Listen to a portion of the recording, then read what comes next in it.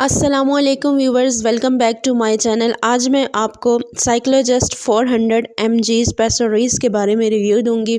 ये बेसिकली क्या होते हैं, क्या इनका यूज़ होता है और कौन से इसके साइड इफ़ेक्ट्स होते हैं, किन कंडीशंस में ये यूज़ होता है, ये सब जानने के लिए इस वीडियो को एंड तक देखें।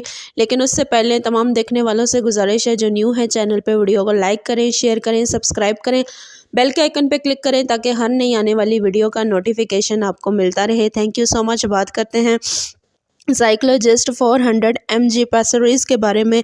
ये एक्सेल हेल्थ केयर की प्रोडक्शन होती है और ये डिज़ाइन किया गया है for the treatment of PMS and postnatal depressions in women.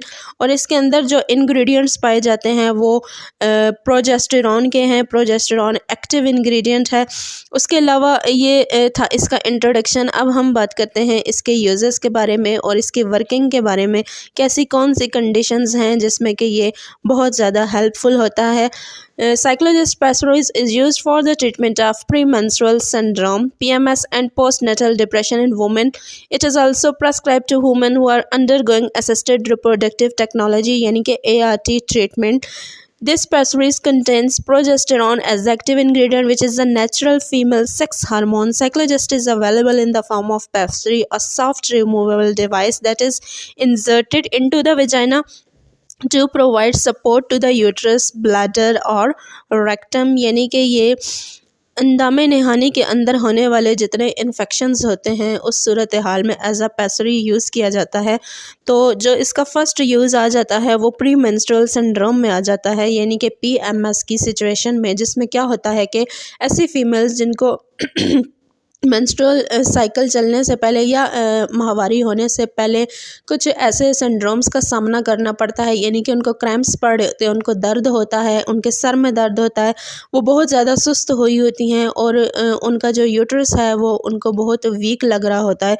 तो ये ऐसी कंडीशंस होती हैं जिसमें इसको अप्लाई किया जाता है। उसके अलावा पोस्ट नेटल डिप्रेशन में इसका यूज़ किया जाता है, यानी कि चाइल्ड बर्थ के बाद या चाइल्ड बर्थ के ड्यूरिंग जो सिचुएशंस होती हैं पेरेंट्स के लिए, उसमें जो है वो आप ये समझें कि एज अ ट्रीटमेंट इसको यूज़ में लाया जाता है। सेम इसी तरह अगर ART का ट्रीटमेंट होता है, यानी कि असिस्टेड रिप्रोडक्टिव टेक्नोलॉजी ट्रीटमेंट, जिसमें कि जो फीमेल्स होती हैं उनमें से ओवरी या जो मेल्स होते हैं उस स्पर्म्स को लैब में जो है वो कंबाइन करके फीमेल्स के अंदर इंसर्ट किया जाता है। ये बाकायदा एक ट्रीटमेंट होता है जिसमें कि प्रेगनेंसी को जो है वो डेवलप किया जाता है।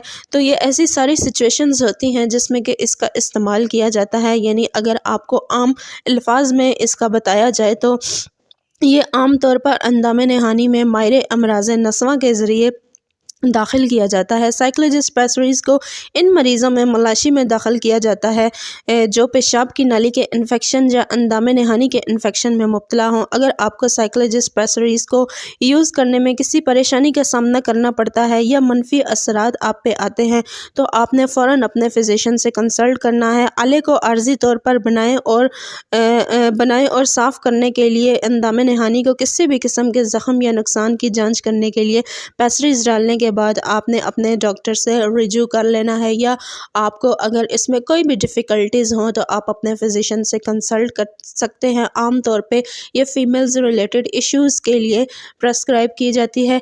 ये थे ओवरऑल इसके यूजेस। अब हम बात करते हैं कि इसके साइड इफ़ेक्ट्स क्या हो सकते हैं और किन किन साइड इफ़ेक्ट्स में पेशेंट्स आ सकते हैं। इसमें ज़्यादातर ब्रेस्ट पेन हो सकता है, यानी कि छाती में दर्द हो सकता है, एब्डोमिनल पेन हो सकता है, यानी कि पेट में दर्द हो सकता है, स्लीपीनेस हो सकती है, यानी नींद ना आना, कॉन्स्टिपेशन हो सकती है, यानी कि कब्ज़, और फैटिक की कंडीशन हो सकती हैं, यानी कि थकावट। आम तौर पे ऐसी फीमेल्स जो बहुत ज़्यादा वीक होती हैं उनमें जो है वो ज़्यादातर साइड इफ़ेक्ट्स की गुंजाइश होती है या उनको ज़्यादा साइड इफ़ेक्ट्स का सामना करना पड़ता है।